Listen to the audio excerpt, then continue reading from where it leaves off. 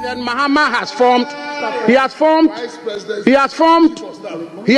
arguably one of the biggest or largest governments in the history of our country as it relates to the cost on the national exchequer. Mr. Speaker, why do I say this?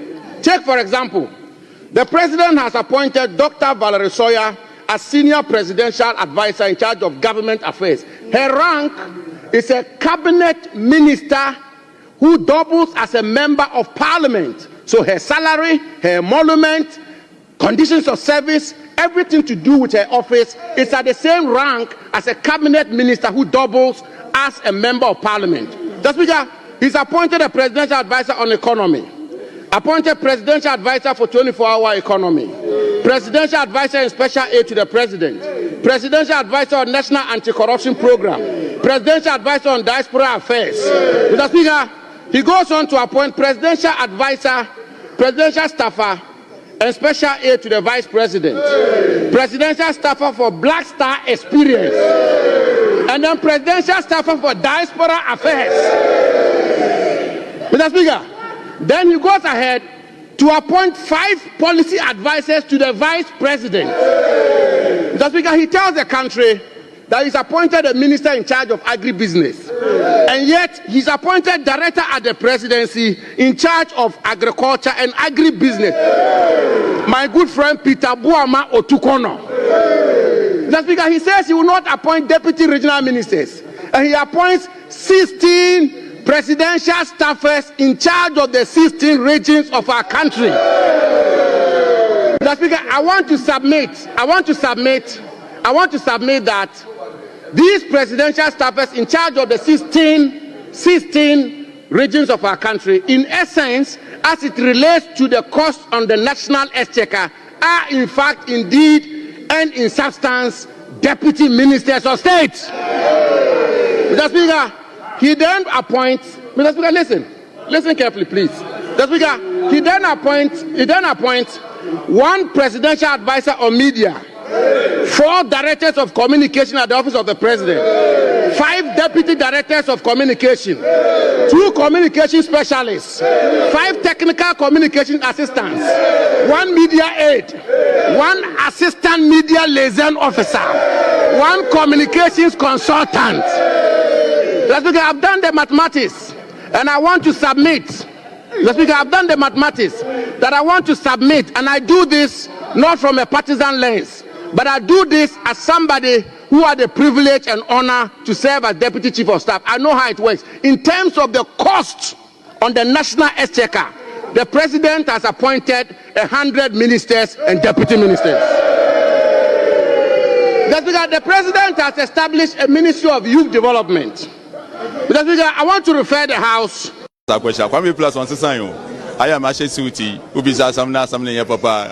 Right, Honorable Speaker. Despite our commitment to increase the non-oil tax revenue by 0.6%, we have programmed the following nuisance taxes for removal in line with our manifesto promise. Mr. Speaker, we will abolish the 10% withholding tax on winning from lottery, otherwise known as the betting tax. Mr. Speaker, we will abolish the electronic transfer levy, e-levy of 1%.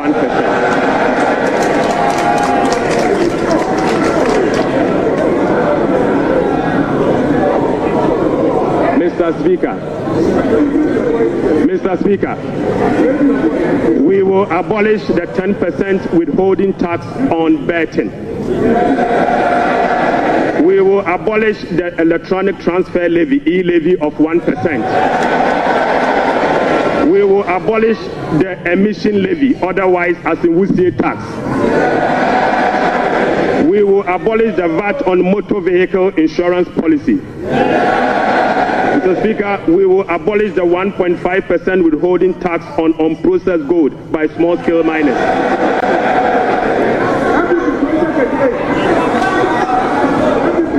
Mr. Speaker, the removal of these taxes will ease the burden on households and improve their disposable income.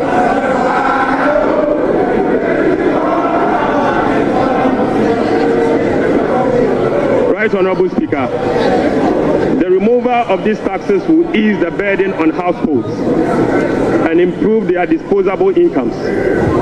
In addition, it will support business growth and improve tax compliance. Mr. Speaker, Right Honorable Speaker, the tax refund account has been abused in recent years.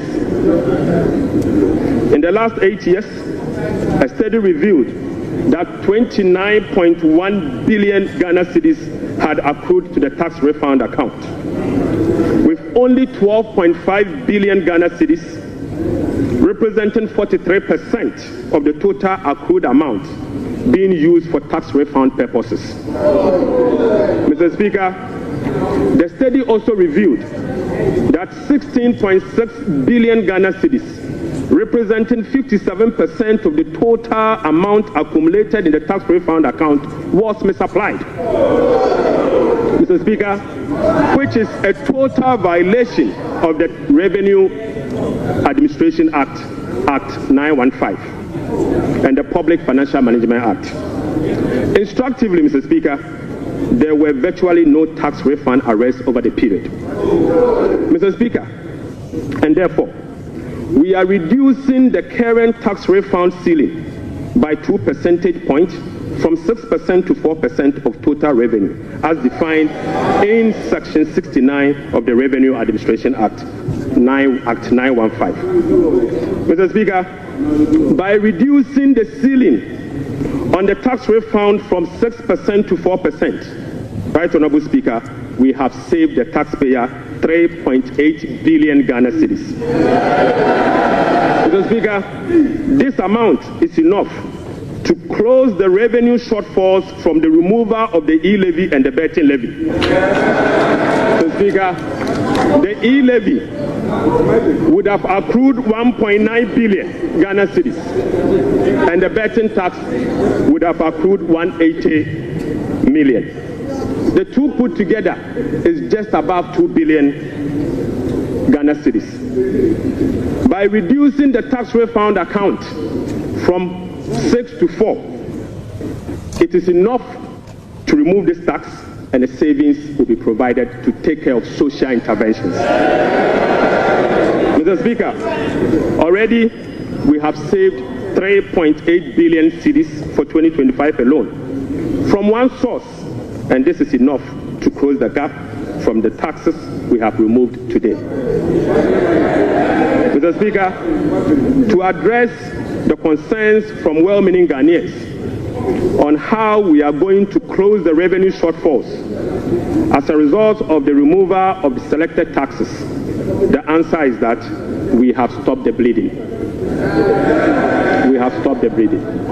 Mr. Speaker, accordingly, with this budget, we will amend the Revenue Administration Act 2016, Act 915. This measure will improve the tax revenue net of tax refund by 2%, representing 0.3% of GDP. Mr. Speaker, in line with government policy, the 2025 minimum wage recently negotiated with the National Tripartite Committee will be zero rated. This is consistent with our resolve to protect the poor and the vulnerable. Mr. Speaker, again, without increasing the levy, we will also review the Energy Sector Levies Act to consolidate the energy debt recovery, the Energy Sector Recovery Levy, and the Sanitation and Pollution Levy into one levy and use the proceeds to cater for energy sector shortfalls and service the inherited debt service obligation. Mr. Speaker, the reset has just begun. We have achieved a lot in this short time, and our commitment to reform will not waver. Those who doubt our resolve should not underestimate the determination of the people of Ghana, who will no longer tolerate ineffective governance. Together, we will navigate these turbulent times and emerge stronger. Mr. Speaker, we are making serious progress. Right Honorable Speaker, we are making progress. We committed to running a lean, efficient government of 60 ministers. Mr. Speaker, we have delivered. Mr. Speaker, we committed to scrapping the e-levy. We have delivered. Mr. Speaker, we committed to scrapping the burden tax. We have delivered. Right, Honorable Speaker, we committed to eliminate academic fee for first-year public tertiary students. We have delivered. Ana ewie yesin konwa e wo fidie mu ha se ya yade ba besi wa boboa no na wonso wo chefa wo e wo san komo we mu no wonso watimi e de atachire na yade ne san kakran yade ye mu pefe se wo man Ghana ebetimi afa ne ntoma papa bi e de afra etino emfa woni aban a wote so emfa woni party kura aban free mu o ena afei emfa woni won peso aso mra hyebadwani a wato abama no a wogina wanamu e mra hyebadwafie da watimi ahyemra ama emprempre wonso watimi adi so no se yetimi putu government on checks na fei anamo awodo a eye aban a wote so etuo nyina no yetimi de ani de akire a enkakran beboa ama wo man no nso atimi afa ne ntoma papa bi enso atimi ede efra abusua wasade ewomu ene wo chefa ewomu ayade woya se ya kekere wo man a enye nipa ya to abama no nko a na ye na sundie na sade se wotimi bu ahwema wo man no enso atimi enya anamo papa bi agina so yaya ya to sante no gogoto abada no ada yaya ene ya kasai bosome so a yaketua beba ne ate yento yaya ene ya bibi abeto bia no ya teto kakran de ato ne yatimi aboa no na yade eto aman ne mpo nyina no eye yenyina yasade ne asodie se yetimi bomoden na ene amamu a empempren aban ade maye no yetimi de ani de akire kakran ne senti awie so yatena se. And of course aha ena eye wo man nyina no edin komo aha ena Ghana nyina kasa aha ena wo man nyina no nso etie awie yana production team na say Samuel Jingo 1,000 abrantie wo bon homodin ye pa na ni bra adwuma wo ye pa same nyame enhira ogina cameras na chi badges e MCR ochirema ba ASN chill and so a type program na chi den executive producer Berima ba Nana Kunedu Abupra Mana Prek technician on duty and awiai midindi Osikani Frimpong Manso Osi abusia awiai and yatina sie ya basa ye ba ababe som me pa chow join the conversation with your WhatsApp and have a text message 0248 071 174 0248 071 174 Kaina channel so say jumedie are live on all our social media platforms. And you know, Oko Facebook are Western Diamond Television. Facebook are Western Diamond Television. Udru wana wa like and page na fe wanya daje etimi atwo comment no enso de atomu uwi ana wa pia message netiko e be cancer video ha e be gibrane akenkan hunsem ni nyina enso etimi e de ama bomoden na share link no ma fofraka enso enya broadcast so emfaso wofro na do YouTube nso a program no live ewo ho Western Diamond Television on YouTube. Western Diamond Television on YouTube. Udru ana wa subscribe to your channel no sade e bewa ye benya subscribers bebrebe na yetimi apemade akoya nimu. TikTok nso available ewo ho and also Western Diamond Television. Enti no baby ye ho live on TV, Western Diamond Television, live on radio, would to me 101.3. Away and some eguapono so. The minority in parliament and ye anopay one more ebo modern efference and trophy shiemu. Adanwada and the 2024 budget statement and economic policy. A year were mindful to sound for Dr. Kezel Atoba forcing. A come Rashaba Fie na wotimi ediko tu jano. Minority no ese eniema bi wo ho a nanka wo mo hwa mu se the finance minister ebetimi abohu nkro ene the indicators no figures no and afei the pointers no ba bia na eko nyina no ebi wo ho a ene finance minister no se wonim no shada bu na ne gu so se den yo wa moho wa ebi nso ho nso ankomo oboye no enye sa na tienti no ene anopai wɔn reference ntwerɛfoɔ nhyiamu a wɔn de ɛyɛ nsɛm ahodoɔ a wɔn nso sɛ ɛna ɛsɛ sɛ ɛba budget no mu no wɔn de ɛto dwa na awia yɛ atena aseɛ yi yɛbɛnya adagye na yɛtumi atie nsɛm no bi na yɛadɔ nsɛm no mu asukɔ yie na afei yɛtumi apagya nkɔmmɔ no ɛde ɛsi baabi a bɛnya wo ho nteaseɛ prɛko pɛ sɛ wɔman yɛkyekyereyɛ no ɛneɛ afanu no nyinaa no ɛde ɔmadwenkyerɛ ba na yɛtumi ɛde agu apa so yɛsɔ ne so neɛ ɛbɛboa wɔman no ama ɔman no to mpɔn no yɛtumi afa ɛno na yɛde ayɛ adwuma ɛnti na awia yi the big one ɛyɛ minority press conference a wɔn etimi ɛyɔɔyɛ ɛno da nkyɛn so a still on the budget no yɛbɛbɔ mɔden na yɛtimi ahwɛ nneɛma ahodoɔ bi a abɛn ɔte so yi abusua wɔ promise yɛ na budget no deɛ yɛhunu yɛre sɛ saa nneɛma no nyinaa no wɔyi ne nyinaa no edi firi mu yɛbɛnya adagye na yɛdɔ saa asukɔ no yie ankasa ɛnɛ awia yi MCR yɛnni kan from ɛyɛ minority press conference a wɔn ɛyɔɔyɛ. Now, it was addressed by 3 key figures in the minority group in Parliament. Honorable Kojo Pong Kroma Vincent, Honorable Abna Osei Asare, and the former Finance Minister, Dr. Muhammad Amin Adam Anta. Penifemi and Sa and Omo Ejino Monaiso, now Omutimi address personal on the 2025 budget statement. President Mahama, candidate Mahama, promising the next, don't worry. We'll continue the projects and finish them and employ you in them. Now, you are realizing that this is becoming an illusion. Not only is it worrying, not only is it contrary, but abandoning these projects or giving, you recall President Mahama, candidate Mahama, promising the next, don't worry, we'll continue the projects and finish them and employ you in them. Now, you are realizing that this is becoming an illusion. Not only is it worrying, not only is it contrary, but abandoning these projects or giving them out as franchises, like the President mentioned when he came to Parliament for SONA, will jeopardize the efforts at universal health coverage.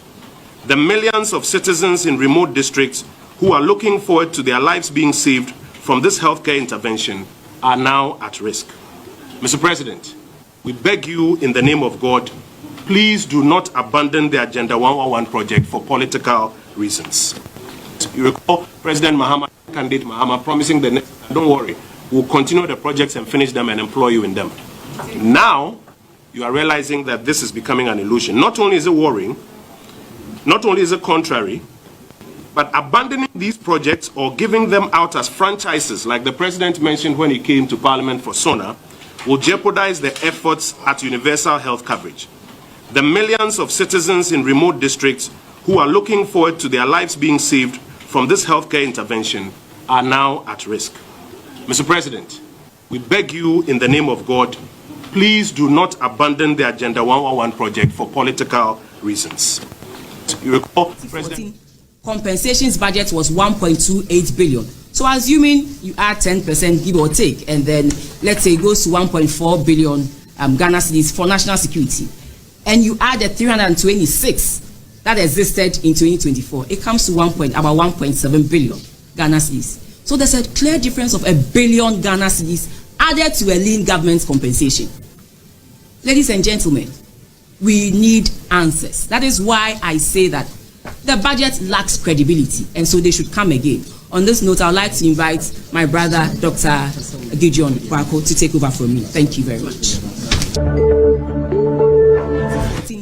Compensations budget was 1.28 billion. So assuming you add 10% give or take, and then let's say it goes to 1.4 billion Ghana cedis for national security, and you add the 326 that existed in 2024, it comes to about 1.7 billion Ghana cedis. So there's a clear difference of $1 billion Ghana cedis added to a lean government's compensation. Ladies and gentlemen, we need answers. That is why I say that the budget lacks credibility, and so they should come again. On this note, I would like to invite my brother, Dr. Gideon Kwako, to take over from me. Thank you very much. We must also note that our fiscal framework focuses on central government operations.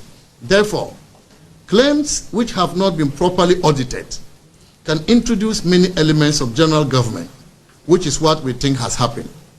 A classic example is the Comptroller and Accountant General's final accounts, which is one of the sources of information for the fiscal framework. but is based on general government accounting. So if you take the information from it on the face value and plug it into the fiscal framework, you will be reporting on two very distinct items. And so what we usually do at the Ministry of Finance is to work through the numbers and pick the central government expenditures only. This can only be done, ladies and gentlemen, through verification and auditing. It is therefore curious how the finance minister will come to Parliament with a budget and say that the fiscal deficit and primary deficit on commitment, which he announced, were derived using a certain data on claims, which he is yet to audit. Yet, he has announced results derived from the data to the effect that the economy was badly managed. It is too elementary to know that when you have not audited your figures, you cannot use them for an important work like the national budget. Otherwise, you create credibility problems for the conclusions of the budget, as the Honorable Atufosin has just done. And so you put 49.2 billion Ghana cedis in the fiscal framework to arrive at higher fiscal deficit. And then, in the same budget, you say that you are yet to audit the 49.2 billion Ghana cedis. So on what basis did you validate the 49.2 billion Ghana cedis before putting it in the data, which threw the fiscal deficit away? And you come and announce to the Ghanaian public that the government mismanaged the fiscals of the country. This is Azar, this is Sakawa. But colleagues, this is where it gets interesting. They have erroneously churned out this wrong data in a bid to tarnish the image of the MPP administration by including 49.2 billion Ghana cedis in expenditure claims without any basis. Before the start of the IMF program in 2023, we had agreed with the IMF to set the fiscal anchor based on which we will monitor the IMF program. And these were the fiscal balances on commitment basis, primary balance and overall fiscal balance. It was in a bid to have a real-time view on arrears accumulation. So we ring-fenced commitments that had gone through the gift mix system then and were awaiting payment. These commitments were termed outstanding expenditure claims. Thus, if you look at the 2022 budget outturn, you will see this concept in there. Per the IMF program, we then agreed to monitor the evolution of these claims vis-a-vis their net build-up. The reason for this approach is that Ghana is a developing nation with developmental needs. And so it was going to be unrealistic in the context of the program to not have new commitments. But the plan was to ensure that on net terms, the build-up remained almost neutral to avoid a significant build-up in arrears, which also hurts the economy. Also, it is important to note that if we look at the arrears clearance strategy prepared by the Ministry of Finance and submitted to the IMF in 2023, in fulfillment of the end September 2023 structural benchmark, the amount in expenditure claims, which we describe as arrears, was 47.5 billion Ghana cedis. This amount, after an aging profile analysis, had payments outstanding right from around 2012, 2013. So while we do not doubt the possibility of accumulating some arrears between end 2022 and end 2024, given our own peculiar liquidity constraints, including outstanding expenditure claims gathered from MDAs, we are very surprised that this was done without first undertaking the correct verification or audit of the numbers, which the minister himself alluded to in his speech, paragraph 135, under 2025 expenditure measures, as something he now intends to do. Therefore, just lifting a certain stock of expenditure claims of 49.2 billion Ghana cedis and inserting it into the fiscal frame to create an impression as though all those claims were generated in 2024 It's not just including expenditures that are alien to the fiscal framework, but also shows a clear lack of understanding of the mechanics of the fiscal framework.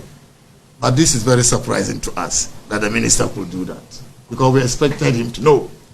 And if he doesn't know, we expected him to be advised by the technical people at the Ministry of Finance. The government, through the 2025 budget statement, churned out fiscal deficit on commitment basis of 7.6% of GDP and a primary deficit of 3.6% of GDP. On the record, this is the true budget statement and economic policy, because when it is backed by data and utie the minority noa nyomo kenyina no and data ho a de support utie de aban ebeka ye no a through the finance minister eduru ba bia na unu sa ha aha no ye twa na de etwa ha na abepega ha de abesi ase na yetimi e de akoya nimu etino awia the minority in parliament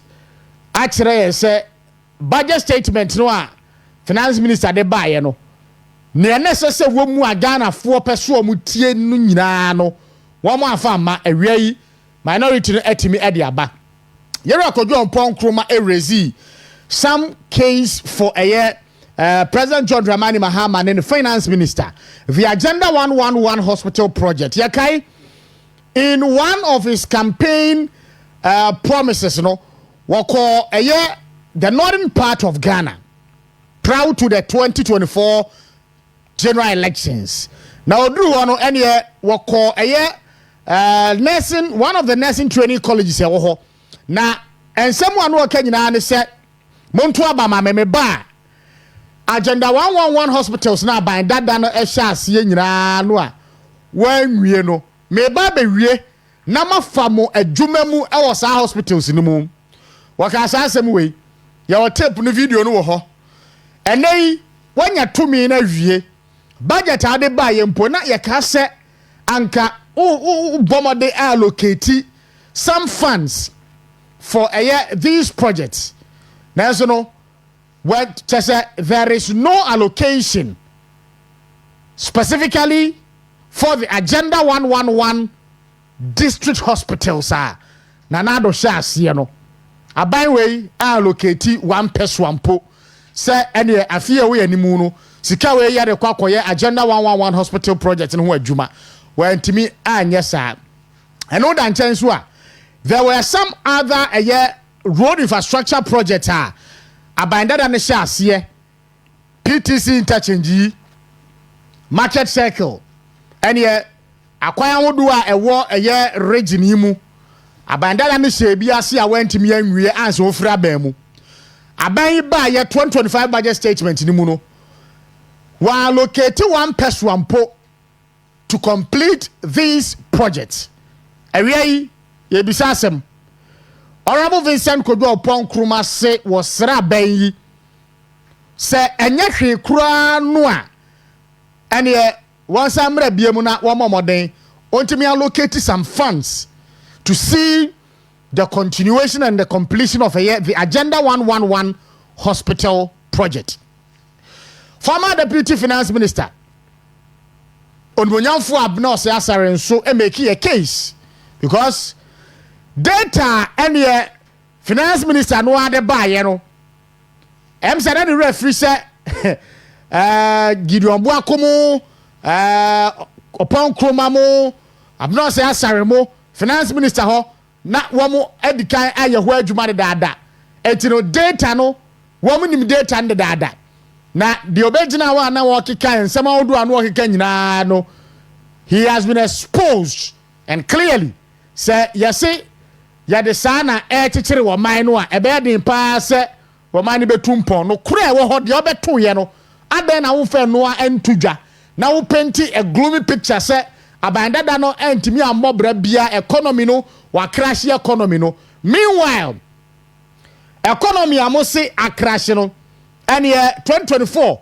you recorded a GDP growth rate of 5.7% for 2024 projections are by way adano ada in parliament was say afi economy na nyia no 4.4%. Na just say o tiyan abetire akanya hwekura no de gina 5.7% no a wona aso say obi amon homoden a wonyaye no wonu a wo say wo de ni da so aba areshemu aba through sa budget ya de abai economic growth rate projections was 4.4%.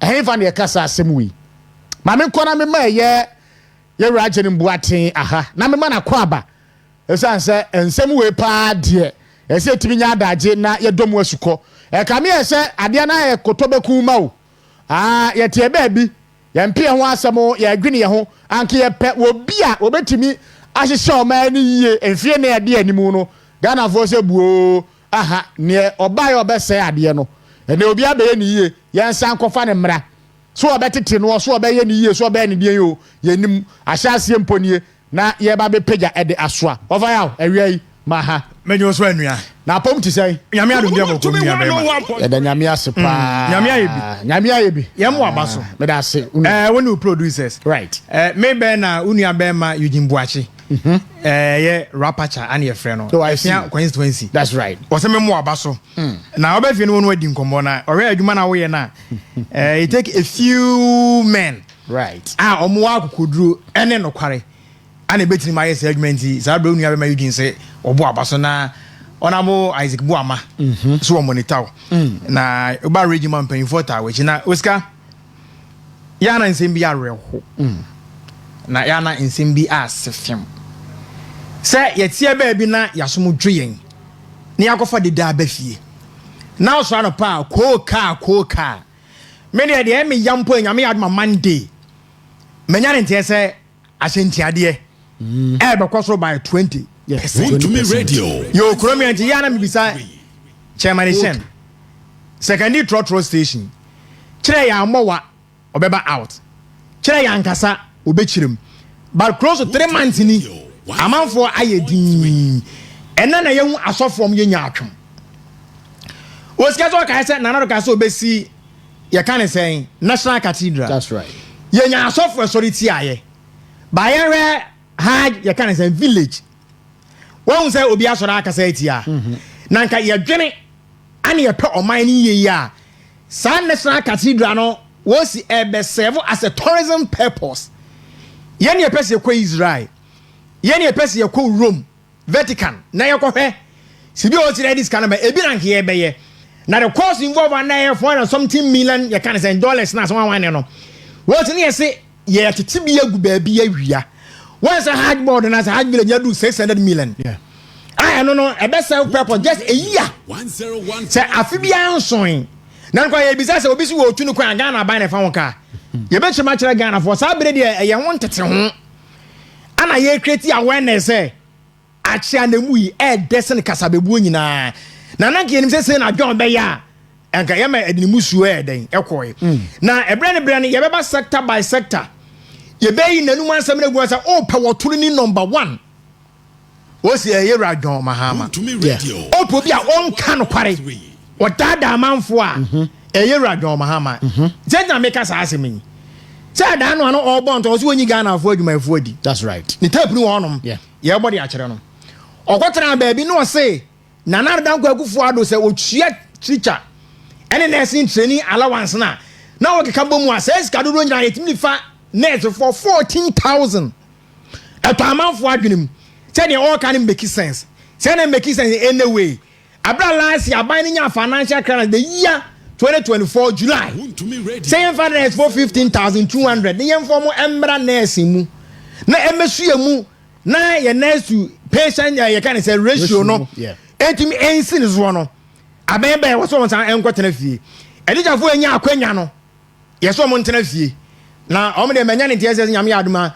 kene so mo mara audit ye ma audit ne nya aduma ne ensan from because ne wo call okere a wu ye no ye me say bet ma restore ne nkwa back to life that's the question ye bizanti minority ne ensem agu na ye no was sensem we no ya me di yawo the new patriotic party for I'm telling God truth what's an omo no mu tie na omo nka asem mi kire communicators they are willing to come out to explain and your man for the past 3 months but will be anka so bia ho and ye jan and can ye can in the na ka kire ye siwon konwa orientation kase pa because press conference ye nyene pa ba ko na ye once na ye financial ye can say sector mun something look at breakdown wa ye papa Gideon buako edigu kwam na ye hwe maame former finance minister abana say ene ye papa lawyer mu a ni monyam ni kodwo opon kroma na ade me dan say na ye nkrofo ni die mu edu o ma kire dem ye sre say ye nua ba ma Richard Ahmeaba so wo hwe ne a o ma na nje nti on ka Jasin Korea jam na say on ka omjam na omunya orientation ma community so mara me defend okay do no say ye jai ma sa ne mai e kwa sa o na ene ye ba nsem so we yam prapre very well ye ba nsem so very well ma ye na say honorable Vincent Kodwo Opon Kroma say ne nsada ne nsai mo say President John Dramani Mahama wo de abandada no project ni nyina no say wontimi wanya ba kumpo mu a agenda 111 hospital project no wo modern pesika na won to aso na wontimi enwie ye bisa say budget 2025 anka ye de ye nyane ntia kra mpo de dada say John Mahama say ye to abama no be mampani wo mamu ha one new project bia it's on record proud to the 2024 elections no what can I say any project aban no ano oteso no e sha ase a wanwie no ene wo baba ye mampani a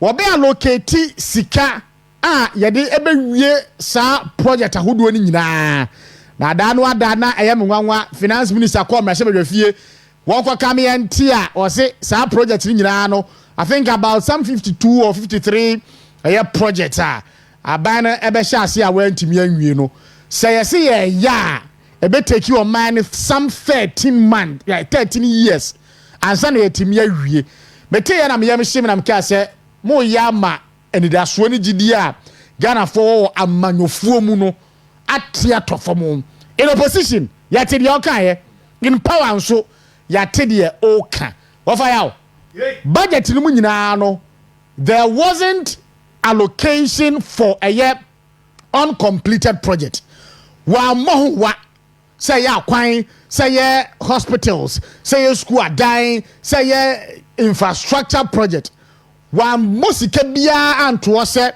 sa sika we na ye de ekwa kotoa sa eye project no eso na yetimi awie wadaroma on that one yentio ewo ho sibio na ye ma ahwefo ne atiefo akwaba osi mi da ahwefo na namda so mimfiri mu eje se yenya Ghana mpanyimfo a eba na atoro frakadam ye na da nipa NDC omo entoma omo de den ifra oizo mo kan se nyame yade no oba obepeska bi ato no ma sa ongoing project ya abandada ne sha ase nyina obeden obewie oni mi se ebra mo sha ase a me hu se omo fom sanka ye bra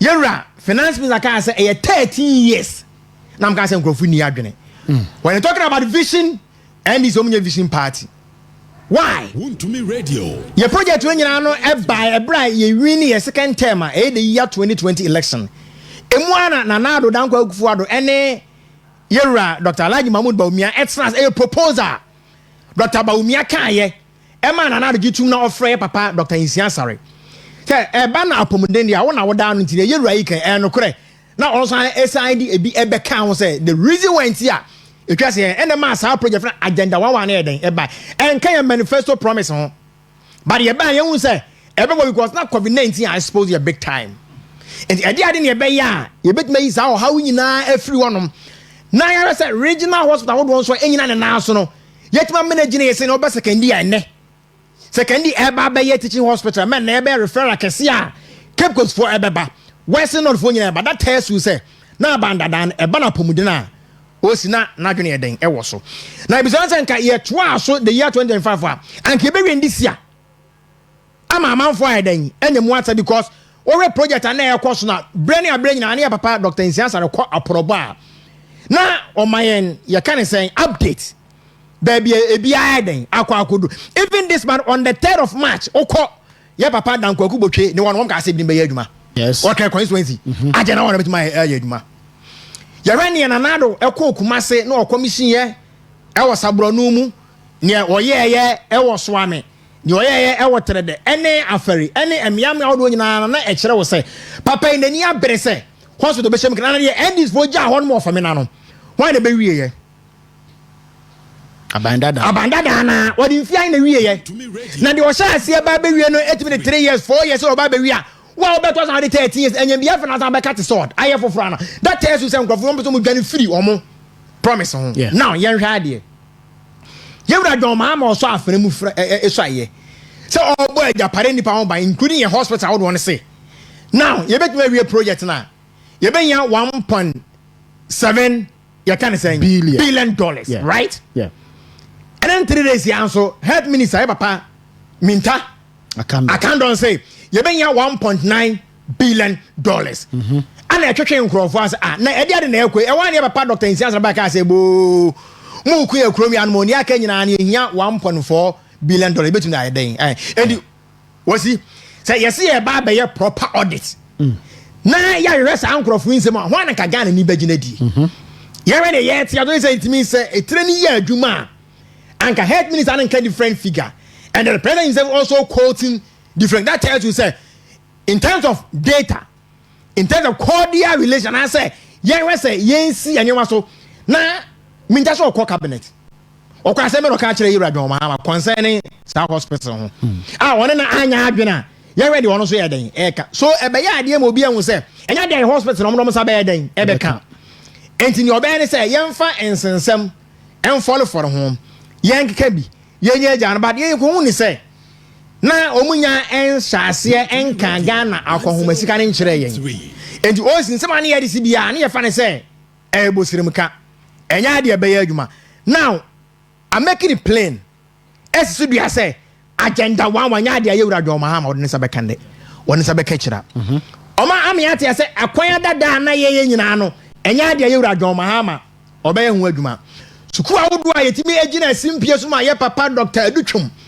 agina so ekere say 80 schools basic and then university and free researchers and STEM awudu aka abomu no wosi engrofu e ma we dodge na sam krampo de o man kan ho hwe TVET o mo amho wa enti obi bisa se na nya nkrofo na mo se mo ba bebo ama apomudire tumeje nya so mo ba bebo ama ye school sam yatimi akwa animu mo bebo ama ya kwa asam insu yatimi nya tafe e ba ne sen na ade ensan ye na Osika enkwantanan adana dane yi enti Ghana ni bia no ayedi na Osika mo ka asem bi se taman kwasiafo bebrebe ye din no on be kire mu tumi e bra ye kwa akoto aba the Ghana for 77 predia so munyimi ano mo nsai ano munimi ni ye ano mo ebeye na coming the year 2028 no Ghana for be show you radom ama en na memu bi o mo de omunkonwa be den ebeko den na wa ba be di abenwa so na wa sha ase de entro wo de enada ana wo de be sha Ghana for ase titi ana Osika e de na radom ama kan ya wotumi aye e bra no obo nto ana oba yi edin e bia no wotumi aye o na ebie no betuma ya na me de eye me ya ne se ya na ye mpanyimfo so diabro Osika sa abere ni abera data ono mutumi ma abontini nkyire mu nkyire Ghana for ma Ghana se ebo ye ministry ye agency ye ni institution wo do Osika ye di elko na dwumedia edi eni aba ebe so anie ani ye jane sa ma entrofo okurum ya nom ana mo sha ase se omu etwa ntro egu ani mu ase keka sa ensem ne sa ana akwa akuru we bi ntinanka budget yi bebe ya omo se eyenindaso budget no na ke yebe se nka emu nsem nyina be demonstrate ebe kire se budget ni indeed endaso bi yeden ewo mba wosi China budget ni endaso baako kura yeden enim na yebo yeden kadim se nka ebo net fo egu fie anke we hospital na yehwe adwuma anko benya yeden aye ebra na dan kwa gu ejina simpie so e commission for me na any other project or can say we are close to 60,000 nurses ana ebetime anya adwuma eden ayo enti ebo omanpanyini na dan kwagufa na odwene Ghana for na yira dwoma ama enam ba bi esere se enya no kore enya de be yiye afa de akwa eden akwa akoduru enti no yeda minority for ase almighty minority eye papa Gideon Boako ebra budget be da osi wa sha ase atutum ntokuro wa expose abane big time because we him say ebra na budget ebe koso na Ghana Statistical Service ebe to wo se ya brese timi aye ema timi ekogina 1.2 trillion na akwa do 5.7 you can say percent no na afen aban ni option say oba betwa entro bia go uja ye 3.6 and obi apagya amana go do 5.7 na wo say wa manage ni ye na ade wa manage na ba say no timi ko domestic bond ni mu na timi raise sky di twetwa ankrofo kan di bi so eya akra je say me okromia that is o kana say bia na obi say na wasi anfa bibia enyaw and then don't forget afen was start your budget yeah tete won yera ba be adwuma enti budget won nyina ya abanda da ne budget but emu na wayi bia wo de ya akra kyesem ebi na wanya wo de han ye kan say private jet e de ko Burkina no yakọ ba no ebi na also de tua kan say individual bond holders for okay and say sa we won ma de na o ma na make say ebo say de ne ye ka fa abanda nya na enye no krobat o ma bo mo de ne but dem ye be de ye sonko sene de o ye no ba rather o be no o condemn say economy na nkasa aye basanji basa na otumi gina Ghana adwumafo ya so betumi atua 10% na okay that is a intro no mu twa Ghana for be sere wo mo say hospital bia na wo mantam to say ne ye wo bokuro yi na o hwe animu a ndi sinya de obeto aso ni ada no kwasiara me amebo aporo ekọ empo ekọ de na adu na ndi sinya de obeto aso de me nkasa ewo mi krom ene me am ya wo do obi a se nke be wie na nka wono serve as a community no mu hospital nyina no aban se woni ska because o ska and can I call my bonnet ever this is the direction I had yeah towards sa project na abandon na esha asian but one more we in any train is any project in the order ebeka but don't forget so Ghana is kind of yes no we taxpayers money and it cost our project and ke be we na yam faso de man kan na for nya adwuma and o market Ghana for Muhammad money hu amemu na sa bere asha ase entura ye atwam ni akaka ben se me de ye de NI before na etete amanfo okromiam na ye me dem ponse o se ntro ba ko mu twa no parliament enra afa finance minister na abeji atum se na national personnel for no na 140,000 enye 85,000 na ye se obi kwaye ye no na wu ko sam entro ne na dan crofo edim ye gu Ghana for man wa confirm say na around 40,000 personnel for na national service but enye 85 that tells you say engwe no mutina kromi anya dia e be yi but enane na nsa metedi ahwe se anka finance minister no ane ye bepe sika bi na ane ye de abo national security ho bra e wo memu ha sei ene emitie no adonhwiri mienu na afei echire enkomo ode komra se bedwafie nyina no ya anti bibia amfa security ho ya anti sika bia ye twade ato se ene afia ye wo mu yi sika we na ye de ekowura eye Oman Ghana bambo ensem emu ofa ya eye onwanwa because anka Jo Mahama ene ne nkrofo ne ye nipa bia anka ade ba ko a ebeye wo mo topmost priority the security of this country because ya to abawie ye ne akoso wo memu ha pa bepim ne ya ye kasai chese president no amu emmo ho wampo ye no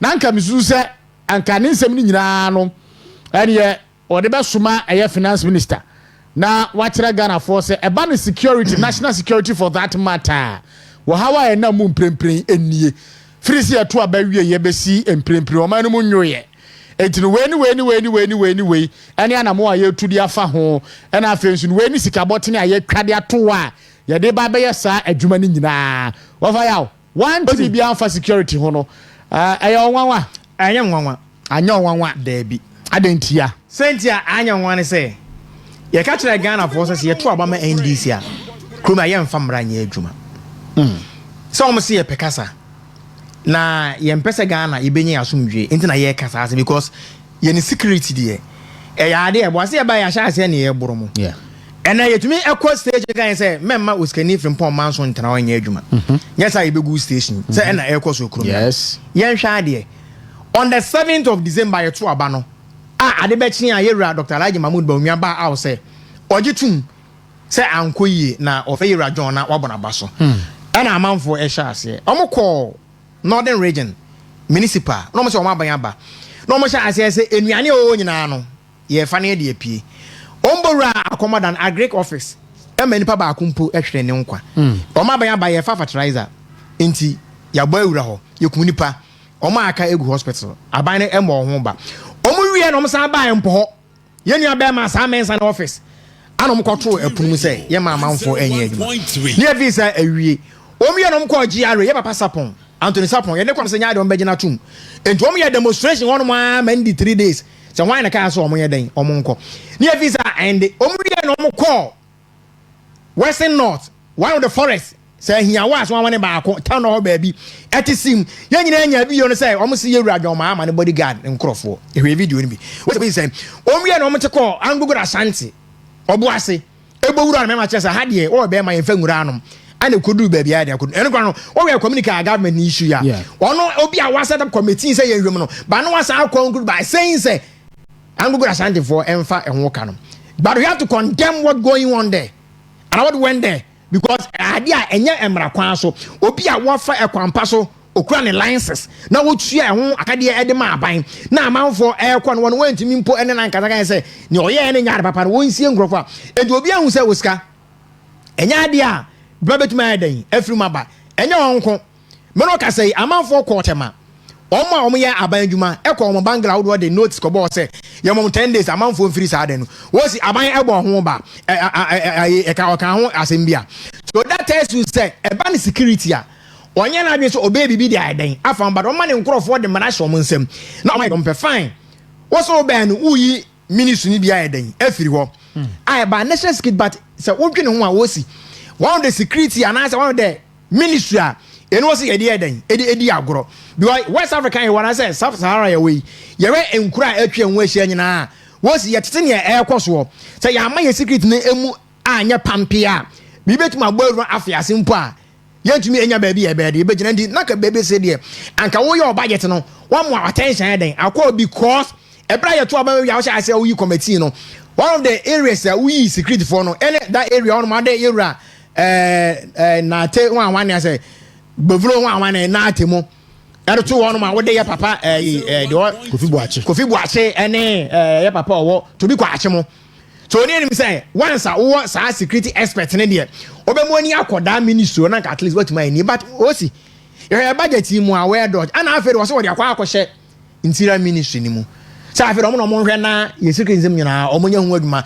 because this awan na adwen say ye bambo any akwani abedine enya ade a eda na koma so ndi wosi we beda wa anyem nwa because say odwene security one and get about o mani nua na ke betwi ni ka voter region so odwene ha security mu ensemesity ye ene kwan fa so twase ye bo no ansa no ban ye bo Ghana fo ho ban ye bo your ministers ho ban obi bia ha ho ban anka won fa ministry no enye nti no wantwa bibia ho ko no no oni senti no nyina kogu flat house say o de ba communication no manya bibia eden edi so Ghana fo ho amamu because ye no Fourth Republic aman panyifo abane ha omusi fire Ghana security a oman panyin na nado ne Dr. Baumia abreso a wo sutimi ko udumadi a na obi a enha wadwe no yemi se eno na yehu na enka bane se na nka mobile money venture ana se vendor ewia kete na ye bonu tuo okrom ya no agene sika me no ka sai emra enya adwuma ene amanfo edom sa ana so omdo pe ehye omunsam no because omaba na eden abenti wo si we nya wan dire ne e kan se Ghana for a monitor yera don mahama amemu no na berebedu ne bisa ne kosama akoma akomienu a ontumi nyama dat na aka ekire okay e dem bisa ye bom pe ma no so onkoso a na wonyere na Ghana for we ekire no e de omani ehu se wa amaso bebo na ho na ebehu abebi obi ase abebi obi anya papa very well me ba che ohwe obra no some 53 minutes gone past 5 Wontumi Radio 101.3 Oman Mputuo live Western Diamond Television on Facebook, Western Diamond Television, YouTube, Western Diamond Television, on TikTok, Western Diamond Television. For WhatsApp and a text message, F0248 071174 SO Ebra 0248 071174 SO Ebra na yanye branking kan won sem ni nyina enso emfa emmao same bomade na fa me ko ye yera Gideon Boako onso ensemo a wokan edefa eye ato forcing ne budget 2025 no eho Gideon Boako video no ewo ho a na e ready na de atum enso atimi e de amame yekoba na fei enkoma aka enso yatimi aba bedi President John Mahama ene ato forcing se afi 2025 yi mu de enya ade a ye fa obi abandwuma mu namza wa me anyam nwanwa wa mu ba ye kura wa hyase pam wo mo enti no obi ani na so mpo se ɛne wo ba be fa obi adwuma mu me ba che o video no ɛwɔ hɔ a yera Gideon Bo akode no ɛwɔ hɔ a na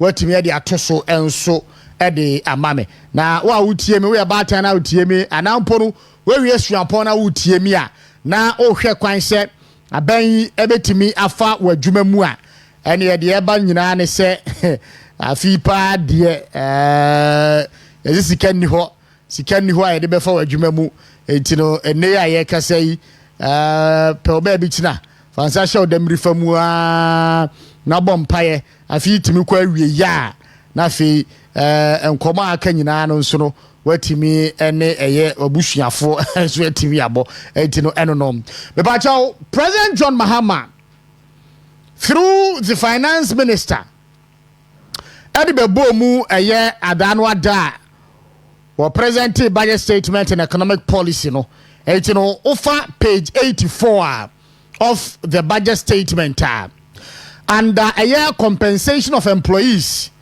and item 478 Pacho TBM or say in 2025 government will implement the following measures to keep the wage bill within sustainable levels. 1. Fully implement the net freeze on employment by immediately putting on hold all recruitments into the public service, given that recent realignment and collapse of some MDAs has brought about surplus labor. In this regard, there will be no extension of contracts for all public officers except in education, that is the university level, which will be kept and done within budgetary constraints. Heads of services and public institutions are to undertake internal restructuring to place staff in understaffed areas and training to reskill or upskill others. Unquote. And you know, President John Mahama say after 2025 nya dia wofa obia ewo aban dwuma mu edi enti a yetimi abomoden na de oman Ghana yensika asem no yetimi akura ni yie ama yensika na atimi aso yendi ofa aboaten Oscar over to you. Krobe na yetimu Ghana empenfo be na omna enwene emebunu yie de hu NDC ene ed ne se emebunu benya adwuma aye. You see, was it bibi nsi kwa na ye mu bi de de awrade ase se akwa ne se ebe na dan kwakufu ado ne ra Dr. Alhaji Mahmoud Bawumia ebe so afrem the year 2017 first step anase enyema ebe yema emebunu ho be han ne se yema napko na ya absorb emebunu a omawie suapon 100,000 and then over abebe free abenwa so no na o ti close to 60,000 there.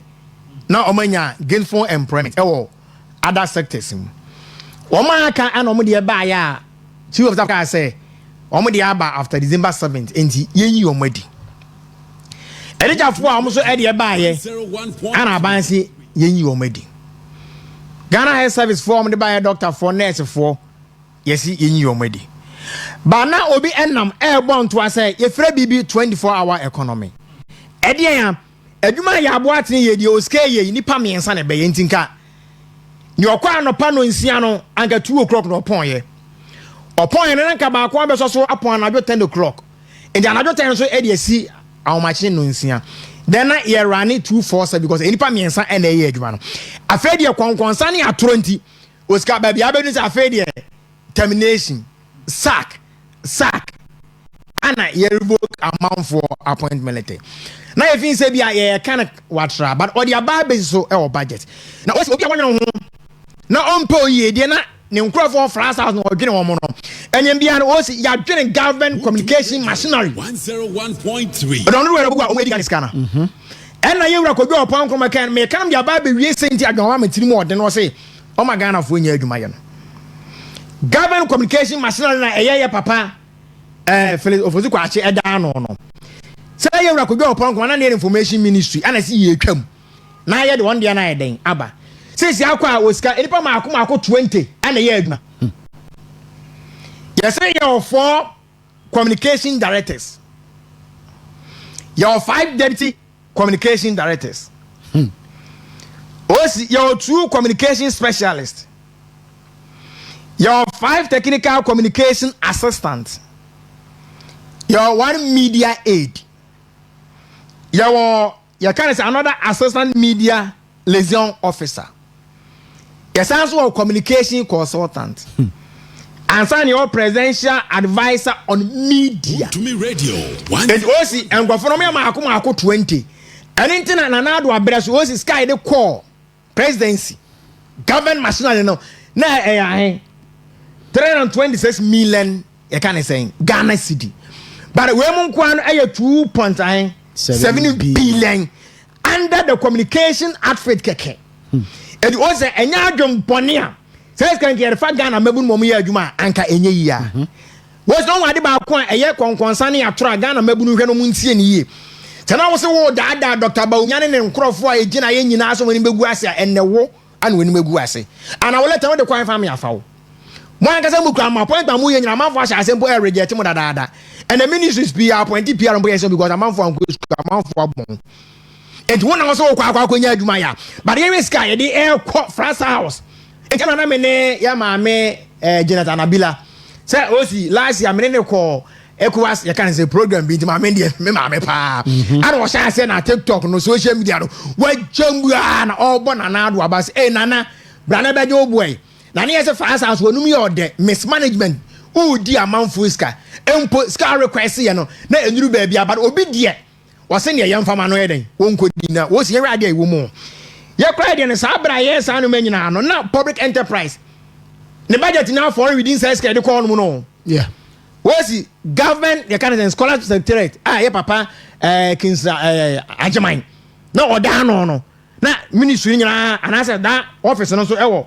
First House yeah and say nua be Malik Maslok na office nyina so ansa na National Identification Authority Zongo Development Fund ansa na infrastructure for poverty eradication program development authorities ne nyina ewo ye kan say First House one ma sa budget ya ye kan no ebi nye de bo ehun bra ansa na home rental scheme ansa na council state no e kabo nyina was but we buy ye no ye yi sa nyuma ye kan nyina everybody asan so double the budget allocation dey presidency one say ofusu kwa achi ne nkrofo emfa enwasa right enti akoba asa no na what is enti aban wo dwene ye ho sector baako hwe eduma wa fa aguo ni ska ombenya die benya ne ntie se wo si baako bia nkofie bia no wo de close to 120 million ana ekofie bosome under this budget now what you make a kire say pe ne budget oberi die no paragraph 84.111 o make sure say ye mfa gani bia enye replacement wo adwumam Ghana fo ejejeje o na yete ade a eye ho hwe omanpanyin koye redodo a omunya employment a ankom ebekọ anim yin se nka afinka ya se regional budget because na abani projection na ne se afinka emegunu enye adwuma anya kora no na nka nye 2 million because 2 million no wesi na ukọ petrol haba close to 700,000 ana ye benya yeden oho we ye solar energy ana ye Dr. Bawumia eken ye eduma ye befa wo mo a o benya eduma en Ghana fo ya na ba be ye job ana ye ko ansa no say be training 1 million young you can say boys as young men for into IT so credit one ye ko 2 million and ye reach progress and as you progress Ghana aba ko to ye and ye hu say ye bra fi on woni ye be bia eden na for the first time on one into abo 24-hour economy no what's what in budget ni wa it one take security for enka ana obedwe no women's world bank what in one sema we try 51 million Ghana cedis say a seed capital ye fan share sa bank no ase rather ara nyanti kromi ana said na tamakuru kantaman fozi ka hye oba besia fan kwa enka net it was can 700 billion old currency oba besia de wasa ni sema Ghana mango ebi asa be ye orientation wanye esa akoto mobile phone say free TV to kromi ana osi mi hia wo ba wo ye from phone say na tamakuru dokro no wa bomani ya kono ye na ye fi say me man na wa adwen kese a yetimi ka say orientation e dey am ye start abere nye no kwa yetimi je ho budget edie san gronji we risk ka twa no e dey no be am ma na e ma na ngasa na wosi o ma sha asia for mo adwen e bra ye introduce PTA na sisi ya no BC so ye ka say registration eba na ye kan say mock exam but ni nyina so eba no ni nyina no and manager say ye fa ye ho adwen ka pati en kasa nti no o ma say sa women's wear bank na nkasa no ya ka asem bi keka na nka no mpo say ade anka ne first priority mpo mpo ko mesika kese mpo akọ no na wa kire emia wo do mpo ebenya sika ndi aye adwuma but ene watwa you tend ye maame that is all any more state of the nation na wo ye basa because o man panyina anwene ne ma na ono a ebo nto na ye mpo de na nka ye hwese osi mo na mo say ade amaye bi ensi da say mo ba be ye budget na mo kwa afiefie mu emro no so mantem adwom ene ma di nkomo na mo je ma na adwene ene om input ene kom input na ge wese nka this time nka budget ba address issue emabuna na mo say atofo say ye ne etiri mo odi ni ka bet tax no enko 40% so that abaya dia maburu entumi entwa no ene de wo so yiye for na o encourage maburu say afa de yenko twa ne kese won wano ba ko mienu e wa ha e wa asmeka nti ye be se Ghana for say ye ne an ye koto ye enka achi yemon pe na yensere kwana the new patriotic party nya ahwodene ntenase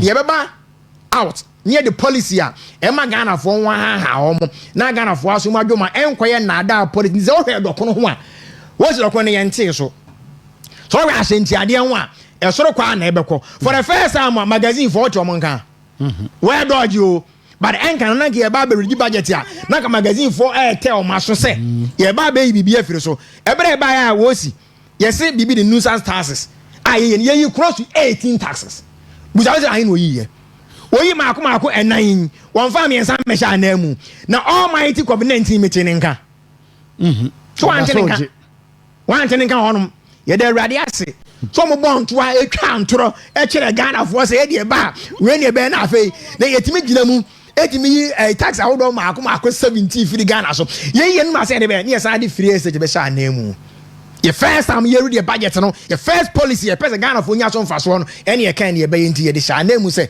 si ye we ni ye kwampa so no ye implement ade a Ghana ne bia obeto ne free estate say de ba ya okay e dia hare e ba nti no enya nwa say ko read the budget no na employment never because employment na kata no omudi kan kai e bra omu ewini after on the 10th no issue communicate anya hu say adwe won krofo ni say ye pam krofo mpo a ye mfo bi ba de ye monitor say bia atofo se ne borofo no se ne ya abo bi ko LA timinchi as say ye mu freeze ni de e kire say there's a limited opportunity amanfo enya into public ya kan say service mum but anya say kura ani kura ya abo atena nko school to o twen say whether limited or not yes I Ghana meburu benya because they are qualified. All right. So, yeah, that's Ajani Mbuate, a member of the NPP Regional Communications Team, former Communications Director Takrade Constituency, and Otene. Karohro Brenwa, some 8 minutes gone past 5. Yabada ho Aje Abuafo and Kratua by Yakoba.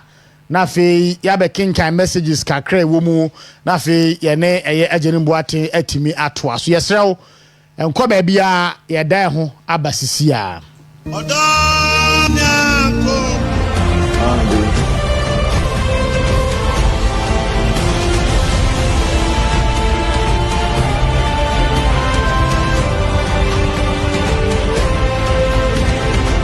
the reception area. Reception area, right? Until Obi Yari no back, no better answer. The whole place is the pharmacy. Yes. Okay, but this is the waiting area for the pharmacy, right? Yeah, this is waiting area for maybe 1 or 2 minutes. Oh, so this is one of the laboratory rooms. Okay. How many laboratory rooms do you have here? Where the incubator now? Units, phototherapy equipment, infant incubator. TBTQ blood samples, Hana Betina. No collab hono mansa. Into your hands accident and emergency with all the beds, equipment and what have you looking our hand. Tread the agenda 111. No, so clearly we want some machines, you know. So it's a hospital, I know say any serious government. We say we use a hospital where now money operation like within a week you can bring in human beings to come and work. I have see the theater ward and said they now for you come so the you could see say almost everything was done. I mean similar thing is also found here. That's another theater, the ambulance. So it's, oh, Baba do this side. Trade hospital no motre no a panyi bi nya nkasa say ye nya nwie motre no ntino into me operationalize hospital motre ho nya be ye no kra ha motre no say na tie ye nwie. But I am still insisting that the motre mponi ha we can start this hospital. Bungalows are yesidiama doctors and nurses any other health officials are all these bungalows are completed. Me shall say hospitals are open be no any mortuaries. In fact, in Otafo there's no mortuary in Otafo. Oko South Interest there's no mortuary there. Oko Swami there's no mortuary there. But it has been giving health delivery to the people of these places without any difficulties at all. So I don't know when a mortuary, here and Sana hospital to me operationalize it. Yes, if you have a mortuary, it is good. It is even an add-on, but it doesn't mean say because of that we cannot give health delivery to our people. Fellow Ghanaians. Ne wie yaba ye trade was antimemu trade ha agenda 111 His Excellency Nana Dankwa Akufo-Addo a commission on the 5th of December 2024 chair and the health minister ebegina mortuary nanim and central focus aye ekase because ye mortuary intino this hospital cannot be operationalized. Madaroma, there has never been a time in the history of this world a mortuary has been a conditioned precedent for the operationalization of a hospital. I see. That's another consulting room. That's another consulting room. Okay. So when you check for you, they did not have beds. They were not having beds in the consulting room. Another consulting room. Oh, that's thermometer, right? It's a waiting area for people who want to come and see a doctor. Hey, let me show you something I can help you.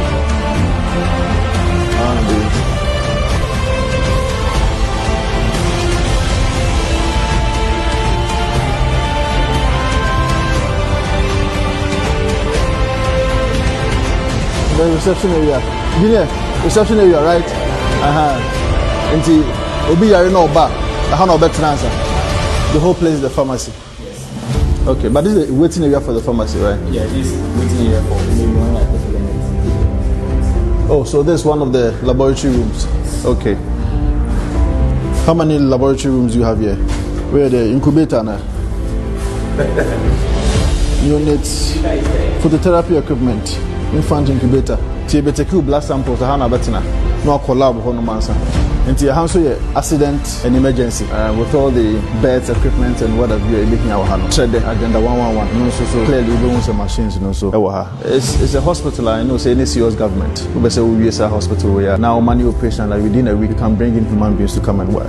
I have seen trade the theater ward and said they are now for you come so the you could see say almost everything was done. I mean similar thing is also found here. That's another theater. Yeah, the ambulance. So it's, we do this side. Trade hospital no motre no panyi bi nya nkasa say ye nya nwie motre no ntino into me operationalize hospital motre ho nya be ye no kra ha motre no say na tie ye nwie.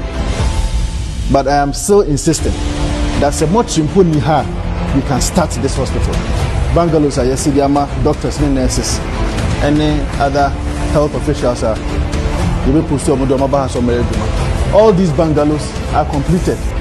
Me shall say hospitals are open be no any mortuaries. In fact, in Otafo there's no mortuary in Otafo. Oko South Interest there's no mortuary there. Oko Swami there's no mortuary there. But it has been giving health delivery to the people of these places without any difficulties at all. So I don't know when a mortuary here and Sana hospital to me operationalize it. Yes, if you have a mortuary, it is good. It is even an add-on, but it doesn't mean say because of that we cannot give health delivery to our people. Fellow Ghanaians.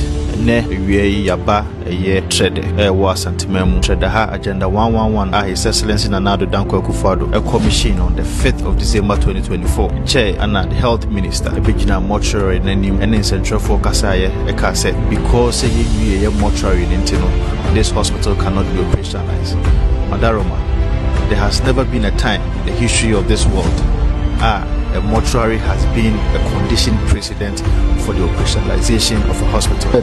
I see. That's another consulting room. That's another consulting room. Okay. So when you check for you, they did not have beds. They were not having beds in the consulting room. Another consulting room. Oh, that's thermometer, right? It's a waiting area for people who want to come and see a doctor. Hey, there's also a canopy.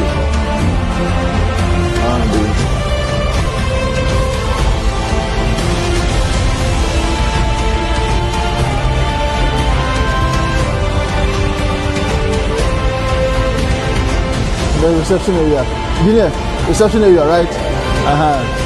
Until Obi Yarino Ba, the whole place is the pharmacy. Yes. Okay, but this is a waiting area for the pharmacy, right? Yeah, this is waiting area for maybe 1 like minutes. Oh, so this is one of the laboratory rooms. Okay. How many laboratory rooms do you have here? Where the incubator now?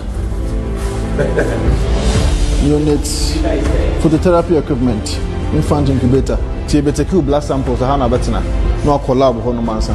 10 minutes gone past 5. I want to be radio 101.3.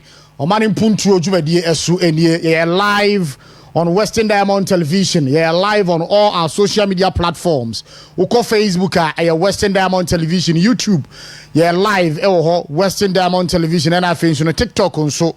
Ubetimi ahwe eye dwumadie no enso ewo ho ma yenye some few messages abana fe yento ankomo ne so. Teacher constitution the way fi wi amoase say as the youth jubilated over the removal of the betting tax in the 2025 budget, let there be a reminder that employment has been frozen. Removing the betting tax while freezing employment is a direct motivation for the youth to engage in betting. Greetings, Honorable Mavis in Kansabwedu and Chairman Koka. One way or the buy, and no. Derek Ayete say, I'm watching you live from Nkurankai. Good evening. Kwabna Rangers Oscar, good afternoon. Where is our Vice President? Kwabna, Bisa Minu Nina Tita Krade How. Abankesi mu hor ni hobi. Ntino, maybe o said ye, ni o ayira no one ni maybe ote. This is your correct number, Naja. Your friend Bizans, who patrol a hinfa pana ote. Isaac Amponsa Edifres Yama in a Lembele or say Mahama and his NDC must be ready to receive numerous demonstrations. One idea what they buy, and so I don't know. More beyond demonstrate Ghana for the say a penny yan to be any di Yentinamwa and fear 9 what be mufia. Nobody lecturer say, oh, to abapa. And one no, ye demonstration be near penny and sakan into will be ankin and untum na yenina yentinemu. Where do you but you say, okay, I've read this one already. We say, Oscar, good evening. Western Diamond Television, you guys are too much. One, Eddie, the buy one for Diama. We say, my name is David. David Mensa. Ghana will be good. By the grace of God, according to the 2025 budget, the most sweetest thing is the removal of the betting taxes and other stuffs. Also, the free cash and what they buy you nyadajina do budget in Mosuko, brand here, Ubehunu near a woman. Where's your Oscar? Greetings to you. Please, I am Efe from Second D. Or say, Oscar, is President Mahama and the NDC still on a campaign platform? Well, me dem mean sure on communications no come I send you a campaign a password one more a campaign den when should you the about say as I always say, Mahama and his NDC must be monitored very, very well. Isaac Amponsa Eddie or the buy and where shows good evening. My name is Adams from Nkotompo in Secondary constituency. Please let me greet my former MP lawyer Andrew Kofi Japamesa and incoming national chairman Bernard Enchibo Siako. Please let's all support him. And Oscar, the youth of this country will know the true colors of the NDC and the full meaning of National Deceivers Congress. My wife says she feel you, papa. What? Adams also here said, "What feel me? Oh, I am a new fool, mammy. Manuel fool. Let me maybe be why. You know, one answer the other by and no. Thank you so much. Well, good evening. My name is Abuaje from Second D. Please, I'm on my knees begging you, inform the NPP executive to resource the communicators, because nowadays it is all about quick response information and first-hand information that will help NPP win 2028. Without that, it will be difficult, because President Mahama has resourced its communication ministry and other media houses that is helping them to propagate their lies. One idea or the I don't know. Where's your scar? Good evening. I am Mohammed from Ninahin. Also, my brother. Whatever they call you, also President Mahama is far better than the NPP. With the youth, wow, bro, for crying. Unko free SHSDB. What now support to a party at one one year free SHS into Obrafon Yanso Kabrabo. We the youth suffers a lot, but now we are free because we now free from any levy. Thank you. I see a man Mabun Huntia Sia Precope. Sa betting tax noir. Papa is who be free honor. Clearly, say betting tax, you know, your card idea Jenna fini now bomwa. Kuma be near a Cassian as were you free on a COVID-19 when what about me fit to do course one, you know? So what is here? The other to be you see, and you know, a mabuno, more money now, no more money. Why betting tax in a free honor? Public sector employment was one phobia a dream. It's really a babunu. Now, both say, oh, budget so say, what be betting tax at the free wa. Oh, no, or that to say. Chacha na be cha kosi, penny if you swana. Now, Bakwa Crana will swap concrete. Well, because it will be an air yo. Now, one hour yo. It's you know, one for dear ma. One for dear, but me too for. One for dear ma. Where's your good evening to you? I am June Nana Kwame Ampoma from Takwa. I know Nanado did very well. It's done a lot, even the Agenda 111 at Trede.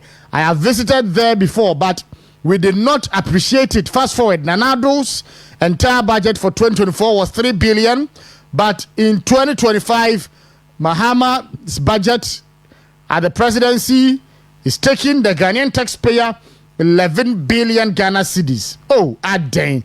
One idea what they buy in here. Where say Oscar good evening. Or say so in essence the reduction of the ministries is only eye service. The idea of a lane government was about reducing expenditure. So what is all this? You spending more. NDC is playing with our minds. We know NDC always in government resorts to lies and deceit to rule Ghana. Why one government use 3 to 6 million Ghana cedis for government, and NDC and Mahama will use 2.6 billion Ghana cedis. This is the highest daylight robbery by the NDC government. Engineer Thompson dia or the ebaye and so I don't know. Abacha say Oscar good evening. Ghanaians voted against development and allow President Mahama, who does not have policy outline to lead us. Very soon, Ghanaians will see the true colors of this government. Abacha dia de baye and so I don't know. Abacha na se mbere wa mi hu. Me mbere wa mi hu. Wonim se say o mame adie bi. Me enye ha na me beka wa wonim etino me pa choye wa sede. Mame no nya kasa kasa bia. Mame no nya kasa kasa bia. Where's your good evening? The Gonja Mafia has nothing to offer, so let us suffer for 4 years.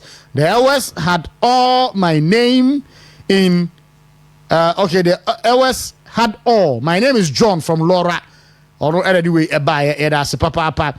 Where say the minority has presented the true budget statement for the year 2025. We are waiting for the majority to challenge it. The budget statement of the majority lacks credibility. We are now seeing the real NDC and their falsehood. Mike, Edifrita Krade, Edway Ebaye. Where's your good evening? I hope you are doing well. Fast forward 2024, Nanados. Okay, I've read this one already. Thank you. We say, Oscar, good evening. President John Mahama thinks he is very smart. So reducing government size is to take huge amounts of money to the presidency. Now that Ato is going to freeze employment, how will a 24-hour economy work?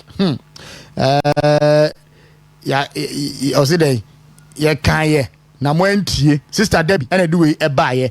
Nana, anyway, for new chakra, they'll say, Oscar, good evening. It's on record that President John Mahama promised Ghanaians that he will complete all the Agenda 111 hospitals to create employment to the ordinary Ghanaian. Today, John Mahama has abandoned the good work of Nanado and his able Vice President Dr. Alhaji Mahmoud Bawumia regards to incoming National Chairman Bernard Entry Boesiako. One radio de buy enono Sento Kushembo diewe mamenya in last one afi yantuan common so the Frikojo Chrome in a Skado Ketan constituency. Oscar, good evening. The youth of our country voted massively for the NDC because of the 24-hour economy to give them jobs. But now it has become lies, deceit, and unnecessary excuses. Or say, Amamuo Bako, Inkohisem Bebre, never again NDC. Best regards to Honorable Lawyer Isaac Yabu Amanyako and Collins Sa. One idea what the ebaye and so and no eda se papa. Now what is President John Mahama echa sikabotin over 200 million Ghana cedis say or the koto sanitary pad. Ede ama enkwada womo ewo eye GHS rafi SHS. What? Meten wansem. Na eno de obi a obeji sa na di bia no oni senti ene ne botaye. Oscar when him say yama enada na doso esene say ye beka no kware e de a kire oman Ghana fo. Yemi si an say o ya ade bia odi kabusa de na your first priority before answer na wakwa de ade e den e don dey kan say Oscar ye de hia answer na e fata anopemi be na wa papa e de tibu da ko Pentecost elder was so kwa akasa asem kire Ghana for ye di kai de hia answer na e fata wo baba beto enyoma bebria Ghana for expert afei watwa U10 na o senior o ken no eye ntwomo ani bibia all party adienti ana nani akoda hono no in the first place and for ani de be mom ye de kofa education ministry ana ye de kwa akose ministry of you can say youth employment ana say youth empowerment that one na ye nua be ma pabru wono wo si ye say ubedi ade yi your project any enyoma na Ghana for ehwe wo si bi ni yakwan sem a oyi nani eto nchen no and the sanitary pad impo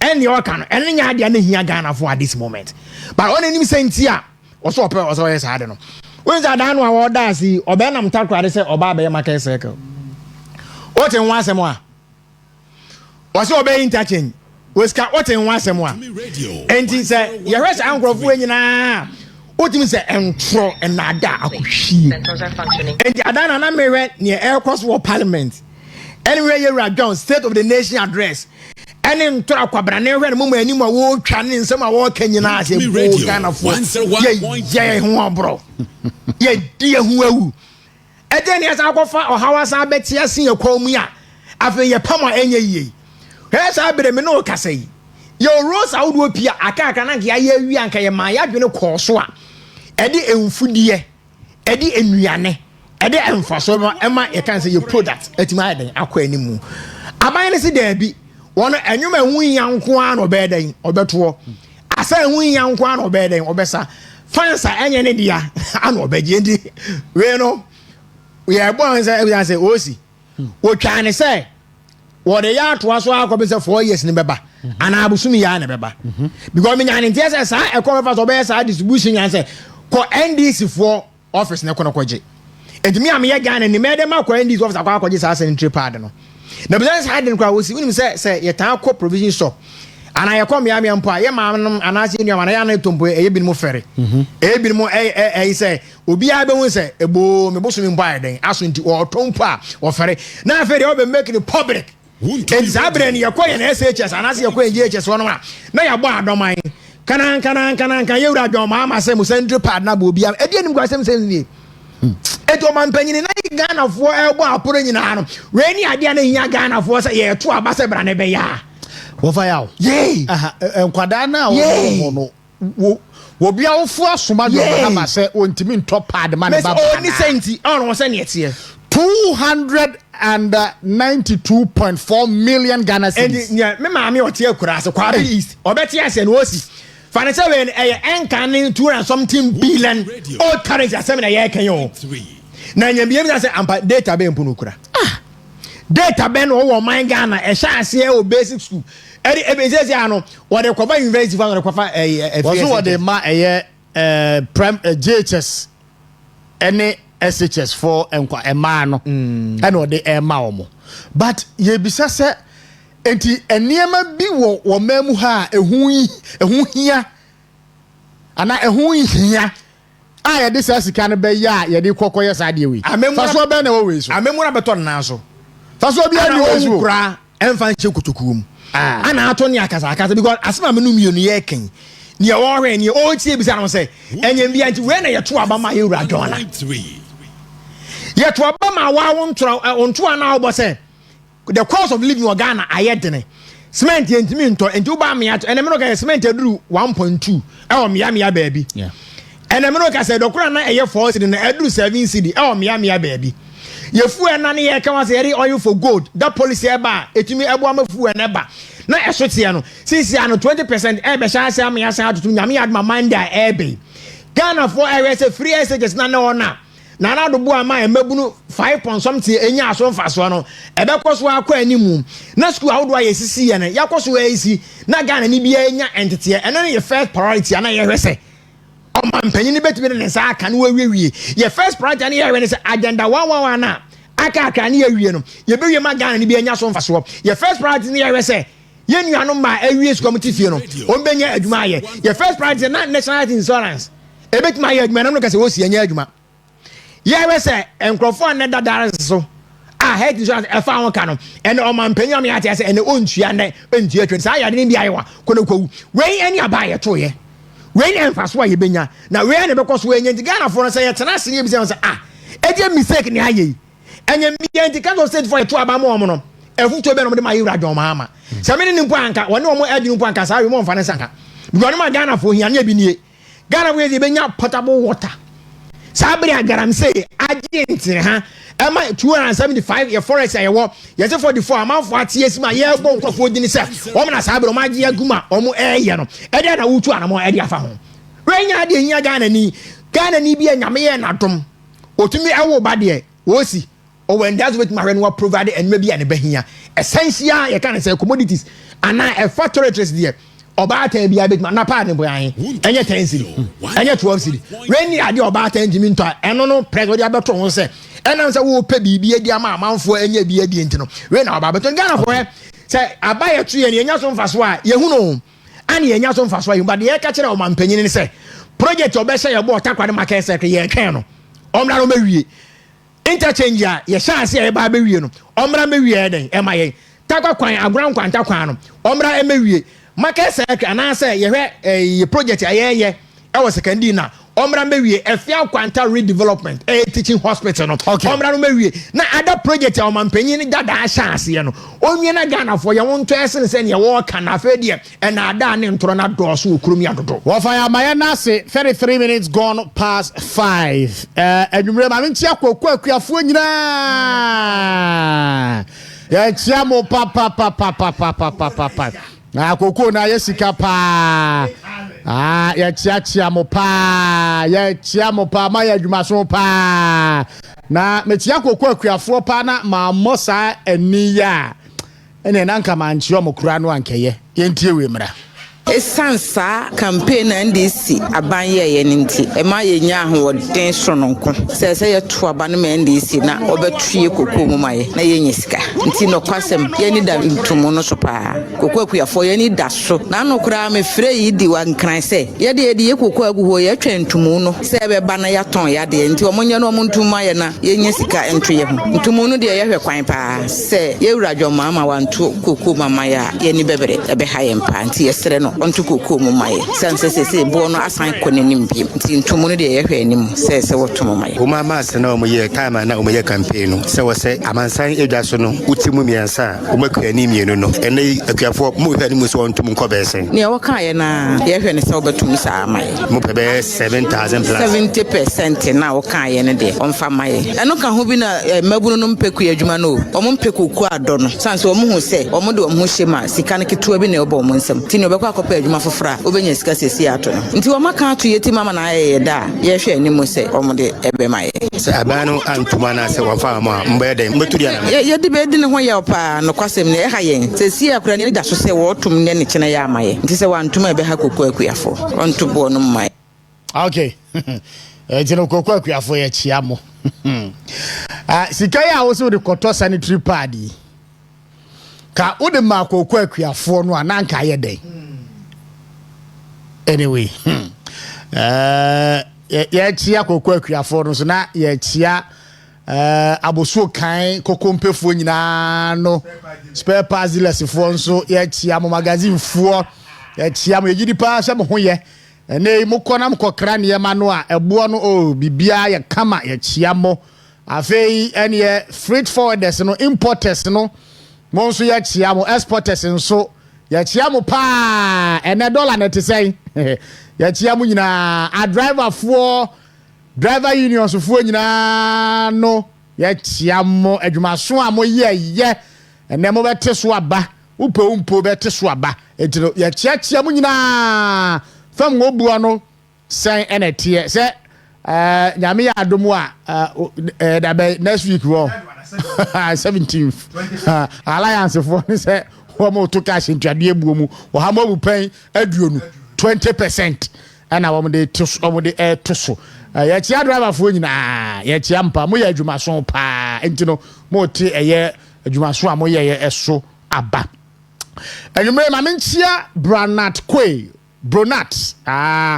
ɛyɛ kasapa FM wo enkran wo se utie pa Bronat yɛkyia wo mekai pa Spice FM ne ade nipa nanti wo fa ya nipa nanti nipa nanti fikesi mu nipa nanti pa Bronat ba bia wo bia no entia kese enko emfa emma wo fa ya kokofo ensem yi sima enum di hun ko kakra watie di omoka wo mo se jo mahama yeye campaign no wo so mbo se aban dada no a wo peja koko bottle from 475 and about 3100 no wo wia koko akuafo di no wo mo nto abantia no no mo nto abama NDC wo ba ene entumu no se bafua 70% wo de be mo and I'm so cry mo hodu koko no omo twɛn jo mahama wo ba ye nso no kosen Oscar menchia edetibu da ko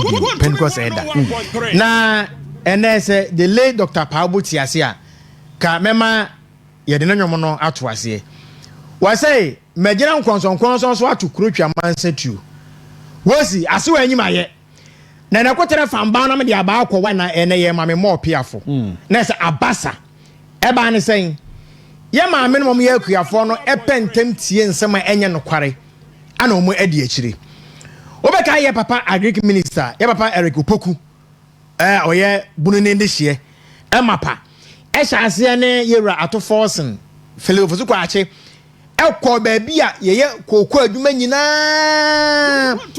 eka se ebo abandada na na adone Dr. Alhaji Mahmoud Bamiom tirimu odere nanka kokọ no yatumu a anka ye mere omo 70% but se Ghana for akuafo nso dwene hu mienu a komo se endis for na adafo because data no ekere se ye ba ne ye be sha ase free 470 ana Oscar ye de bobo na ebedu 31 million so that tells you say anka ye pobia yina ya anka ye NPP nkanya NDC because omukra ba be sha ase no kwa no omu increment ne bia akwa enu aye 2% 3% but it no 25 it no 30 and could do baby because ye magara 40 ase say koko no kwa amandwa so na akoto a wosi yatete ni o ma beberebe research scale wom oy board distribution for any nsem kakra na ebedu sabra aban ni dwene munti no wa yesa na don't forget say wosi eba ne papa go say wan edu woda no no ana wode hand pollination eba ye na ye say ye betiti kokoo no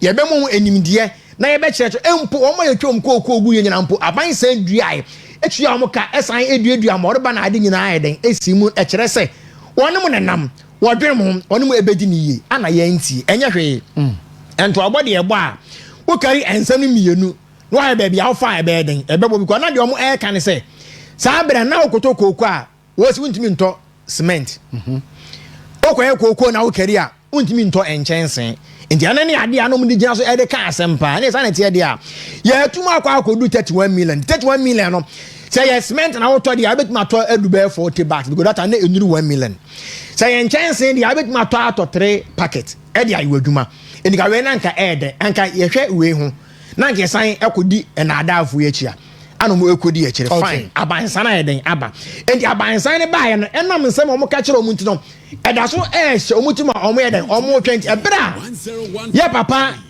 agric minister etwa ntro e o parliament say say ebo na sika bi da on metwa se hwe ne yi front anu nti no de da social media nyina ye kan wasem no enembem ana second ebram kwa yom si wo no ana ni wo ka say sa randi abe no kokoo duane banchi dua mpo nim sonsone a ewom that tells you say ni pan example ne beda kokoo boda no no eba no kokoo nsem kokoo aduma na onte ase ni akoba na sa akoye sebe monim a wakobe na ni efra se o ma ekere okwan ye nkwa wo sinya amara na mokwa akotuma edom di kan hu se gota na ngare ye di kan na ewuram bat ene ma adan no asem nti no ene yeguso aye 20 ye rese kokoo no ma nton na ya de pa because na se mitimi boton wotwe na aye 7,000 dia it means me ko animu ana me kura be close be 70,000 Ghana na me di ekofi emu oduye etina me di ko na matwen because ye aduani sija so a wotwen na be na ye nti no omunya abole kokoo ye na nton ye di ko no na ya twen no price no e do me egu onu do mo twen ma ma se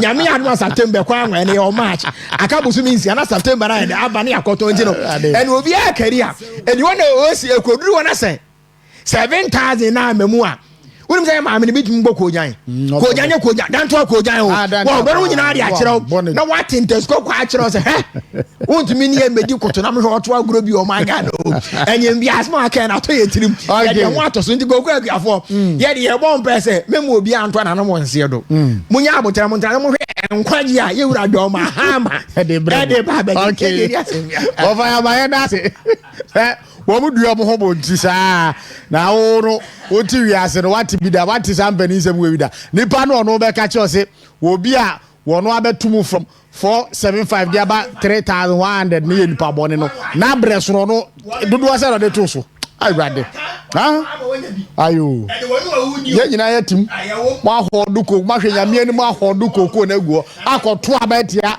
Dr. Lajba Mudu amiaka ho wa mbetim jejireje. Hello, good evening. Hi, Oscar. Nana oniye. Oscar nana. Nana yentie wanyumri. Edika mamintia ejemi na mbona baso papa. Na menya akwenje Oscar mamintia incoming national chairman. Bernard Enchimbusi akwa bebia wo bia ya mintia no. Enumwe. Oscar yakaje Ghana for antia de 280 million Ghana cedi. 200 billion asem na ye kanu. Omo de kwa koto pad. Na pad na ba ko yese. Iska pad ba ko yese. Amoyi 280 billion. Mo de kwa koto pad. Enye kro no amu pese mo bo man Ghana sa de we. Aban be no be sa de we. We have better and better issue e wo ho. I say nam ka ye solve. Agenda 111 guo. Sa si ken mi nkosi mu a. What mean vasa can be quiet? As a gun of one young a penny yakapa. All right, thank you. Hello, good evening. Good evening, Osikani to them. Manfred Mehoya Pound Swear. I'm going to do show. Mammy Chia, my brother, again in Boating. Mammy Chia and Yasafo 88 over Parliament in Chiawina, Michia, Chamaun to the incoming national chairman. Mammy Chia, Antawa, the redevelopment, young president, Samuel Kojo Grace. Akwani ya guy off. Now, Osikani, you know, I'm an so some of what for sanity pad. I was say, well, I got the sanity pad over about Chelsea school from the tomb on the way there. Did you do one of the when this special intervention, they had the free SHS about the restaurant. Who wants what they baba. Nay, Chanka, Sabi, Obia, Wonabana, Wakwa, and Adoria. na by first day ni ba fere ko wafana supermarket yo adip we meko koto ebodu abana wo so te ma wo bante meko akọ na adore wala yi sanity pad na one also ndum to awon Ghana ko we boni ayo enye Ghana fo na so ko wo ko mu na free education ni ko be botu etua akonna wa ya na sanity pad one pa na wa baba complain afoba be na echa no krom de anko school another abedi also menyes kanto sanity pad obi anto na sanity pad of one do mama of one na yenu anoma wo ye wo di okoko no ninya wa didi a oburu enyibire a aka me yusu ma wan hello good evening. Good evening. Can you go Manso? Masa Enoch nie. Babo Bemadi. Manager Director General Jini Boati.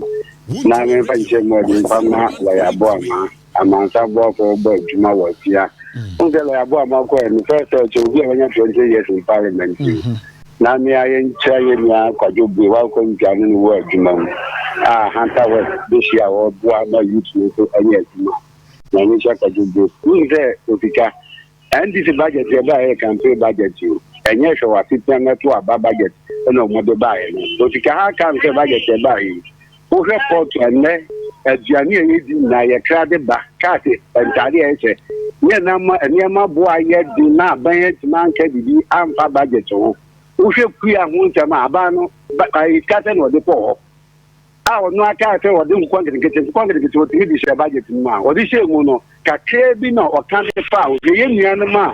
I don't see you movie university. A balance man says, if your baby wanted to forget the bad, whatever you and for him. Get your character Ghana for Yan Yakwa Badia Mama Hamma. If you say a batsman near Bombay, say, Yaku for the yard too much, so to Nano, and be a better power. Their castle budget ratio. They go to the Kuma, ye I am vampire. And nyame entina. Hello, good evening. Hello. Mami udi baby are free. I'm Japanese friend Mami Nyako. Ye mi ami mami ba ko pe. Mami apom ti say. Nyame adomo na so e. Yesu adome ho ye pa me pa cho ye ntie wanyumre. Yo. Previous yon ye su twa utakra to ya. Na munwe nam bia. Na wunye nambia Ghana for ye katro mofra ye yi wo madi afi adwuma mu samre san kwala na menkaya ayia em 2015 ana san kwala no tro je chesa mekai se omu kotro ye bi ma ye twa wo mu so mu ni ade sa ba ti na sa be pie joma ama ai na etele bia ye sa kwala pa de kokwa ye de damanam etrem you fune ka hotitiro na ye betu atia ene ko ba yen me dokuro ne mentena mba akupe asumio na mona fe na mo chabra bosem hwemi akwafotia nenne muso mampani Muhammad mika trese wo ye campaign entro na de frafram eno kwa na de frafram no dipa we be kasem tra na Ghana fo ye di etire Papa mami fancy and no being kasa bi why me da se yanso ye da se mami nyako. Hello, good evening. Good evening Osika. Ye wodi kuro nie me come tell wo I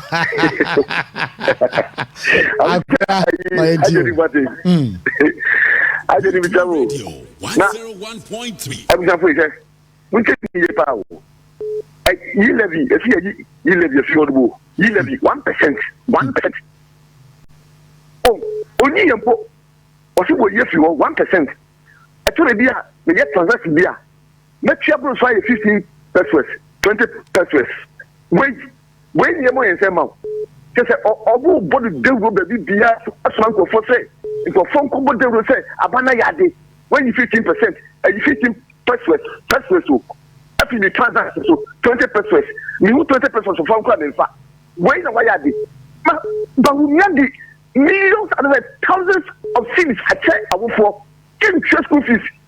But teach any class for different in square of French class. They are permanent school. I don't know what I don't know. Sounds about me funny now. About Papa Unia. I'm more on the buyer. Your man who call exams, I could try in China was he. Ghana the top here. So aja boya ba say Ghana yadi free education ti. And mo sorry I say yentu adwum fam say mo yi 20%, 15% of free ti ye mo yesama mo. Aban we, amemo we. Ghana for yenu say yankasa yefe bi nyeye. Ghana yepe. Umfanya ye. Abrami that why. Akra yensu yada say good evening. Good evening. Of our D baby Afrifi. But Osika no from Komina Kwansa. The case of Itakrade. Uncle Spy yentie we. Yo, Omana ye wo me enum panyimfo bi no Muhammad ye mpeda ye baka no kware. Ye president no kada na nado na ban free SHS nche obaya nka esikafo no wo mba no mama won go free school no free a. Wo bom nne sikayin ba epada to pa this man ana imagine no correct correct pa ofa imagine no koye ana koye pa free SHS na every year mo biara Ghana for yes politicians will risk we discuss na do sika na here mo se yedin oye to ye no kwa so onye no kwa mo so me mo free SHS obi anko bi na 75% of our population here underpaid. Yen na yedo ya da so na yedo. Yen ko free SHS what's on here it's careful one when you want film in the akwato part school for onye corruption onye sika no wo pe no wo wi a osika ben na Ghana for here da mi inye no so yen yim da oye no kwara na onye no kwara yetina what the CEOs na no nkaka wo na adnya obi atina ho academia obi atina ho akana no atum what's the na de abe osika won ama papa yi onwu do ye no onwu do nye na binye ma ori pampas de wana abe sika yi no ntum ento manaba abe sika yi no ntum ento pampas manaba kokofu no wolusun osika nyame mbo amen yada say I think say the Freddy be see say na Uncle Spy asem o kadi twa to say and ye more President John Dramani Mahama because the eka konani nyan na Uncle Spy hwe say utu President John Dramani Mahama fo a NDC fo no ma TSU so atem didie pa agrofo we edidi ye wo fia say na nya de kitwa o je say social media ne so no ye live stream yi ubekọ na atem didie pa message line or text message no WhatsApp me ye atem didie pa e de ntia bone be ne ya ye tu President John Mahama fo na ya twe na adwen asi bo sha hodo a wo share Ghana fo no eso se Jack o ba no se na wo kan yo ntiri ye kai o eno so ni ho atem didie over ya eni enyanyo o me atimu ye mpe no chese bibia tantantan ase ya adwen no basa ya adwen ne nye kra edie bia so no edie no na me wodi matam a wonya hwi o na bi ajenkwa Yesu Kristo kra no hwede edie no ni bi wodi matam a fa me ho o nya mi hute you see ye mpe no kra wo mem ha se kra ye mpe no kra o ene ya so womu di atro so atem di die so ene ye hu ni say eye normal ene anyway wo fa ya de nkobo ni si o final words na ye so ene kona wa papa chema franket o se me nchia na me mo abaso na obo adwuma eye adwuma kama em say ye to abawie me ne watena ha empempi na wo ka asemi say oman Ghana nkoa ne oman a say we journalist no say amanyo kuo bi nsam ye papa na wudi akira na ye di watem and omo so ntra social media na omuni yatem oman ka sa ba ye to within 2 months na omahunu yo mabone a iwo mu a omo a esu say ye wi a yesi fom a ye no wana te nkwankwa ani ase ana omo a anu omo a omo eden omo esu but ye de ne ye kan say oman panyini kan sem bebre enema ye Ghana fo de ebine kokofo de ebine so no aka say ye ma esikafo emma enko private school afei de ono ase oba first year no ode ye kan sen first year for betua om school fees eno so awontua o se awofo no go peska ntua na akirei o peska de aden e de amom enti ebisi awon se na ensema wo kan no entan ensis ono aka say people with disabilities omo access to free tertiary e kan say education ye say anyambia no abema na say den ememu o kan say garamse no ba obechichi amanfo ade but amanfo so e kire say afempo na nsuo no asai kura esen kane no okay anyambia wa ya na so e den wonye o kan say o ma Ghana mabunu anya adwuma afi oba ye no we Ghana mabunu fo eden edi o kan say oba ma 24/7 hour economy na ye afi ni policy no wa firi wa wenti ma eden amara me ti be chere Ghana fo say ye ne ane eto ye ntem na enwom na obi boy sapre na eye mo de call maso ti mo anfa mu aba na mkoto ye ni wa di dokuna chi no dokuna ye mafo mo na nimu na ekọ afi wonu nti ye be chere Ghana fo say ye nya akoma pa na ye mo mpa ma yira ma say bia bibi nkoyi a ye mpa ebo be me na si ye mom sene say ye be ja na nkoba ne saade a ba de me di wie ni say tirisifo mo sene enka afemu amere bi na mo ye press conference ahodo on demonstration say dey hu say afe do ne China fo gina press house e bi say ho say nyi won fonyi no be frem keke afe de China delegation no kwasi prada de kwa okay thank you on this note no ya de ene enkomo ni nyina na esi ase ye na eye team ni nyina ase adwuma so a mabo nyame onhura mo agye ni mboaten ye da ase papa pa afei ye miamu so no nsiabo a abna se wa mani ampo chema ba wo de enyuma no nsiabrem kase ebo enso ebeba asemo ye kin ba kope wuhia onu asreche no chia no nipa nsehwe ye nche na nipa de mi 6 feet eye adakatia dum ye ne a otena fiada inhia na ye ntoaso good evening